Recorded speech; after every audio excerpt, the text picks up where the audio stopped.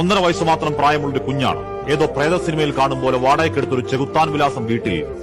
ആ കുഞ്ഞ് ഓരോ ദിവസവും അനുഭവിച്ച യാതനകൾ, വേദനകൾ വെറുതെയെങ്കിലും ഓർക്കാനാവൂ. ഓർമ്മയുറക്കാത്ത പ്രായത്തിൽ എത്രയധികമാണ് വേദന.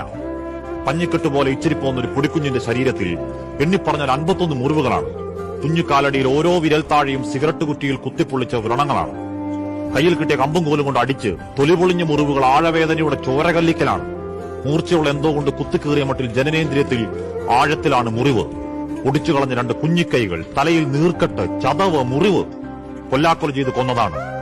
അഷ്കറയ ഡാൻസർ പെൺകുട്ടിക്കും നിനക്കുമിടയിൽ, നിങ്ങളുടെ ശപിക്കപ്പെട്ട ബന്ധത്തിനിടയിൽ ഈ കുഞ്ഞൊരു ശല്യമാണെങ്കിൽ അമ്മത്തൊട്ടിൽ പോകാൻ സമയമില്ലെങ്കിൽ ദൂരെ ഏതെങ്കിലും റോഡ് സൈഡിൽ കൊണ്ടുപോകാമായിരുന്നില്ലേ? അതല്ല, തീർക്കാനാണെങ്കിൽ ഒറ്റയടിക്കാകാമായിരുന്നല്ലോ. ഇത്രയും ദ്രോഹിച്ച് വേണമായിരുന്നോടാ ദുഷ്ട. താഴെ വീഴുന്നെങ്കിൽ ആകട്ടെ എന്ന് കരുതി വീടിന് മുകളിൽ ടെറസിന് താഴെ സൺഷെയ്ഡിൽ ഒറ്റയ്ക്ക് നിർത്തി വീട് പൂട്ടിപ്പോകുമെന്നാണ് ഒരു അയൽക്കാരന്റെ സാക്ഷ്യം. എന്ത് പേടിച്ചു കാണണം.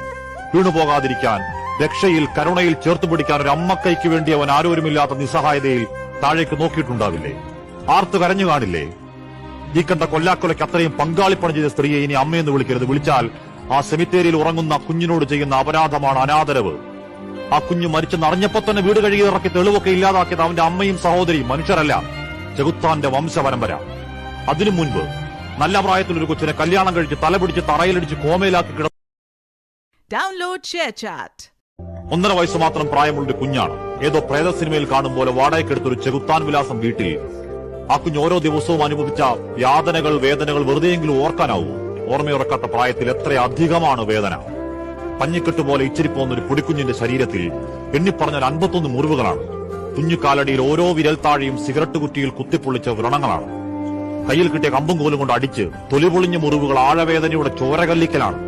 മൂർച്ചയുള്ള എന്തോ കൊണ്ട് കുത്തിക്കേറിയ മട്ടിൽ ജനനേന്ദ്രിയത്തിൽ ആഴത്തിലാണ് മുറിവ്. ഒടിച്ചു കളഞ്ഞ 2 കുഞ്ഞിക്കൈകൾ, തലയിൽ നീർക്കെട്ട്, ചതവ്, മുറിവ്. കൊല്ലാക്കൊല ചെയ്ത് കൊന്നതാണ്.